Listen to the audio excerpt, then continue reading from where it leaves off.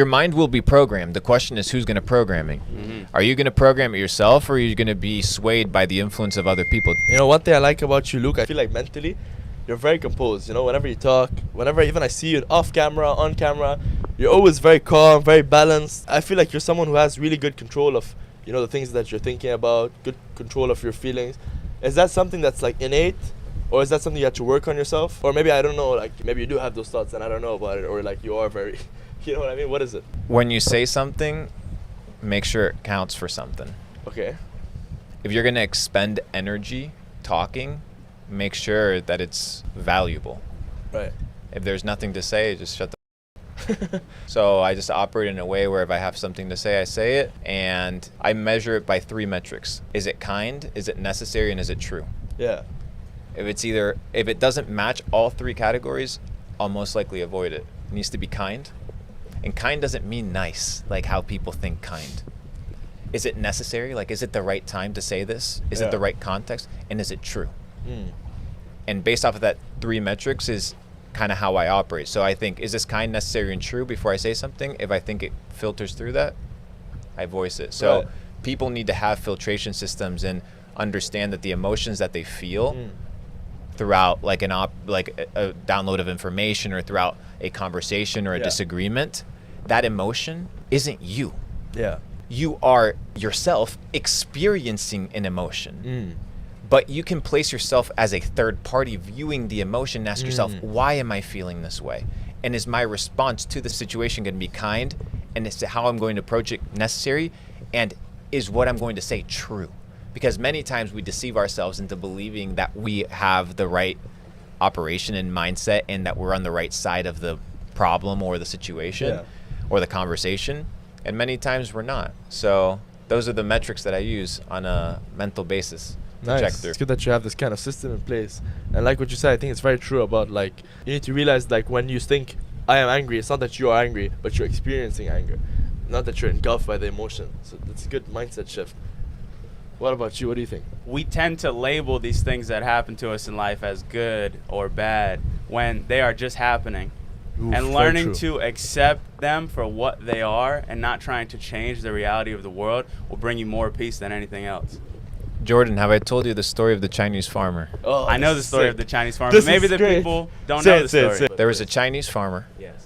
And he had his position in the village, normal guy, had a family, had his cattle, and he had a horse that he loved. One day, the horse runs away. All the neighbors come, sad, hey, I'm so sorry that your horse was lost. It's such a terrible thing. And he said, I don't know if it's a terrible thing. We'll see tomorrow. The next day, the son arrives, riding in the horse. Everybody's like, oh, this is so great. My son was able to find the horse. This was an incredible situation. He's like, I don't know if it's an incredible situation. We'll tell tomorrow. The next day, the son is riding the horse that was found. That was a blessing. And he falls and he breaks his back. Everybody comes, I'm so sorry. I can't believe this is bad luck. I can't believe you got the horse. This shouldn't have happened. I don't know if it's bad luck. We'll find out tomorrow. The next day, the army rolls in saying, we are recruiting everybody that's able to work under the age of 25 to come and serve at the army because we're going to war against the Mongolians. My son can't go. He broke his back. Everybody came in. It's a blessing. I don't know. We'll see tomorrow.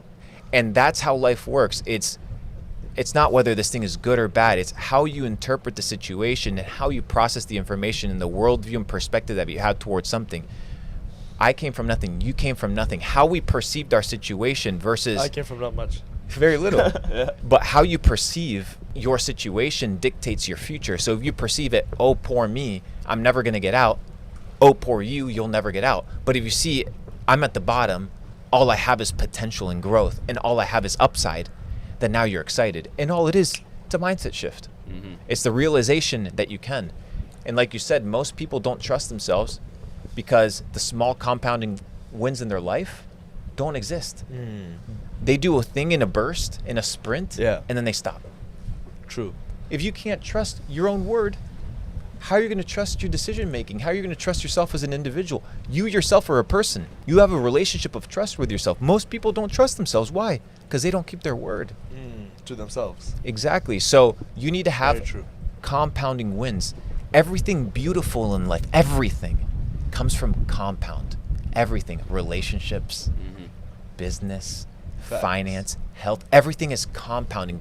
You don't want the burst and then to disappear into oblivion because you burnt out or things went south. Consistency. You want to grow. Consistency compounds, and when you realize that, it's next level, bro.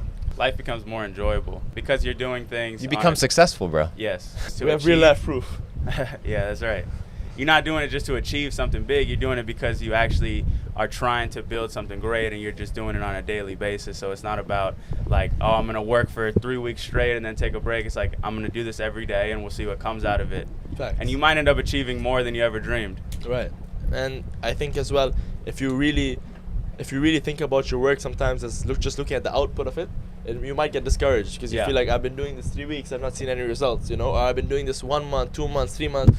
But I think years even sometimes. And I think it's important to realize that the work you do, although it may not be increasing the output, it's increasing your ability to do that work. So you're increasing that good trait that you have in yourself, that you're able to follow your routine, do that work. You're still improving. You know what I've come to realize? Most people don't know the seeds that they plant.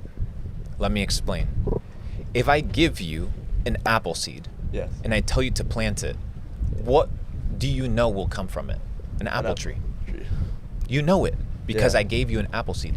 So the question is, what if you could control and understand the seeds that you plant, therefore know the outcome? Okay. The Bible says it. You shall know them by what? Their fruits. So what is the evidence, right, as to how you operate in the things that you want? You are able to calculate the outcome of your life based off of understanding the seeds that you're inputting. Let me give you a very basic example. Most people here that are watching, they don't know anything about their taxes. They haven't even stopped to think about it, right? They don't understand how taxes are filed, what taxes you owe. They rely on what? An accountant. They rely on a third party to tell them the truth, right? So once you understand that you have to be self-actualized and autonomous, you begin to take life seriously. And I've come to realize that people haven't unlocked that. They're extremely dependent on others. And once shit hits the fan, there's nobody to count on except you and your own skill sets. So it's a wake-up call. That's crazy and very true, honestly. What do you think is the purpose of this life? Why have we been created? It's a question that I'm still trying to answer. But for me, I find at this stage of my life, my purpose is to try to become the greatest version of myself so that I can inspire the people around me. To become the greatest version of and the people that I themselves. come in contact with. And just to be here is the purpose itself.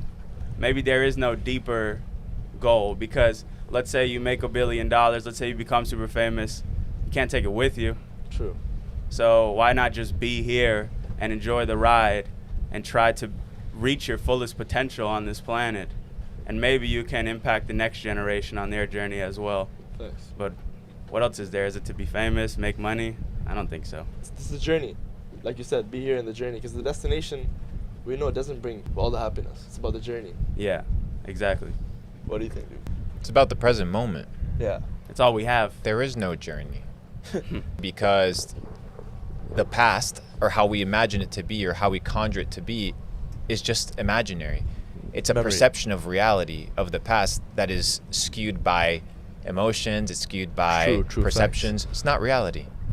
The future, most people live in what? A dystopian future. Shit's gonna go wrong. I'm gonna go broke. So they live in anxiety. The ones that live in the past live depressed because they're thinking about all the shit that they missed. The ones in the future are anxious. Because they can't control it. Yeah. The ones that are right here, right now, understand that there's no timeline. There's like this right now. I could be doing anything in the world right now, but I chose to be here right now because this is what I've chosen to be the most important thing. So what I've come to realize is the most important thing for me is to develop myself. The more I develop, the more I understand, the more data sets I acquire, the better understanding I'm going to have as to how the world works. I'm in no place to give opinions as to this. Bro, I'm here to explore, here to be a student, and here to be taught. Nice. That's it. I'm not here to give opinions. I'm not an expert of nothing, brother. And based off of that, you live a free life because you know you're not accountable to anybody except God. So you operate really, really smoothly. That was very well put, man. And this is the calmness that I'm talking about. Like these thoughts, is this something that was innate in you, or is this something you had to work on to reach this level of peace? I don't know. Self-development. Just pick up some books. Most people have the language skill of a 6-year-old. We'll talk about books, but I have one question before that. Actually, you talked about data sets. You talked about recently a lot, and I think a lot of people are still curious about what it is exactly. So a data set is a download of information, right? So if you live in a system, the world, what is the universal language? The universal language is numbers, right? Math is the language of God. Everything is based off of numbers. And if you understand that, you're going to be in a situation where you don't perceive things for what they're seen as. You perceive them for what they are at its most basic common denominator. So I think data sets are just downloads of information, and you can position yourself in different places to acquire different information. So if you're a video game character and you have experience points, you get to spend them wherever you want, right? And you have skill sets and attributes that you have to develop. Some people develop their strength, stamina, whatever. You get to choose where you're going to allocate those points. So people need to find the skill sets that they want to develop and then go find the data sets that'll give them those skills. We went and spent a week in Switzerland. Completely different environment, dude. Completely different vibe. Completely different, even physical environment gives you different information, gives you different understanding, the culture, how people move. Did you experience that? Great video, by the way. You guys did a fantastic. If you guys have not watched that video, go check out that video. It's sick. That video should be paid. That video should not be free. It's so much value, so many gems in such a short amount of time. It's really a good video. Thank you. Yeah, I think the video captured that week pretty well. We were enjoying a new place together with a group of other young, successful men and women. We met people from all different cultures, and we had different types of food, and it was really just a total reset for me. I mean, coming from a city, like I come from Fort Myers, Florida, I didn't even know Switzerland was a place growing up, bro. So to be over there, spending a week out there, it was a good time. And many data sets were downloaded on that trip. It comes back to like what you said about the environment and stuff. You were telling me on the way here that when you put yourself in these environments, you completely opens your mind to what's out there, broadens your horizons. You have to. Like, why would you limit yourself to not experiencing something? People live in fear like they have something to lose. Brother, we all end up dead. Like, chill the out, bro. Yeah. Don't take life so seriously. People out here looking at their bank account. I was talking to one of my friends. He's worth $6 million. Stressed that he's gonna lose it. That he's gonna lose it. Yeah. And I'm like, okay, then if you're gonna lose it, okay, go spend it. If you're freaking out, just go spend it. Lose it right away. And if you're constantly living in this fear of I'm gonna lose it, you might lose it. Exactly. So there's this illusion of how people operate and how people think and how people's mindsets are with regards to everything in life, dude. I don't know. I just think people need to focus on acquiring data sets because it's such a worthy ideal in life. It's such a fun thing to do. Isn't it true that if they're consciously doing it or not, people are always acquiring data sets? For sure. Whether you're watching these Instagram gossip videos, or you're on TikTok, or you're watching the new prank video, you're downloading shit to your brain subconsciously. Your mind will be programmed. The question is, who's going to program it? Are you going to program it yourself, or are you going to be swayed by the influence of other people? Dude, Facts. The news that you watch are owned by people that own companies and push narratives to push their companies. Do you not understand? It's so obvious. So when you understand that there's people behind the message and that the message has what? An intention and a narrative. Agenda. Once you discover that, then you realize the bullshit. So if you do not program yourself, then somebody will program you. Damn. Yeah, true. And like you said in my last podcast with you, it's literally called the news program. Yeah, it's Welcome your to your daily programming. Yeah. People sit there. Gather around, family. Go get the microwave food. Popcorn. Nuke it for 2 minutes. All right, TV bring the dinner. GMO. Let's sit with the plastic utensils. Oh, well, I got cancer now. Oh, nice. Look what ads are showing up on TV. All the pills. Spot brought to you by Pfizer. Brought to you, bro. It's a scam from top Side to effects bottom. may include death. Literally sometimes. Crazy.